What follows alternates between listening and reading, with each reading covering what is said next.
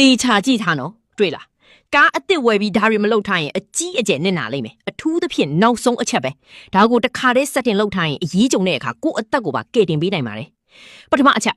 အရင်ဆုံးကားပါဝါဖွင့်ပါပြီးရင်ကားတကားကတော့ခတ်တဲ့ပုံစံလေးကိုသတိထားကြည့်ပါတီးခနဲ့မိတန်ကြားရတဲ့အထိ9စက္ကန့်လောက်ဖိထားပေးပါဒါဆိုရင်အလိုအလျောက်တော့ခတ်တဲ့ automatic locking စနစ်ပွင့်သွားပါပြီနောက်ဆိုကားမောင်းတဲ့အခါတနာရီကီလိုမီတာ20ကျော်တာနဲ့တကားတွေအလိုအလျောက်တော့ခတ်သွားမှာပါဒုတိယအချက်နောက်ကြည့်မှန်ကိုအနေအထားအရင်ချိန်ပါပြီးရင်ကီယာကိုနောက်ဆုတ်ကီယာထည့်လိုက်ပါ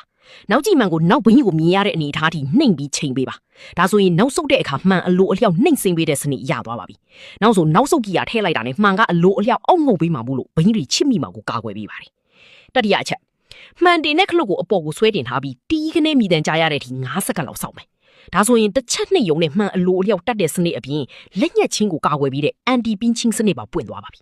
နောက်ဆိုခလုတ်ကိုတစ်ချက်နှိမ့်လိုက်ယုံနဲ့မှန်ကအလိုအလျောက်တတ်သွားမှာပါကြည့်လိုက်ပါတခုခုခံနေလက်မညက်အောင်အလိုအလျောက်ပြန်ပွင့်သွားပါတယ်နောက်ဆုံးအချက်ဒါကတော့အမျိုးသမီးတွေတီချာနားထောင်ပြီးပါကြည့်နော်ကားတော့က lock ခလုံးနဲ့ unlock ခလုံးနှစ်ခုလုံးကိုပြိုင်တူ9စက္ကန့်လောက်ဖိထားပြီးလက်မလွတ်ပါနဲ့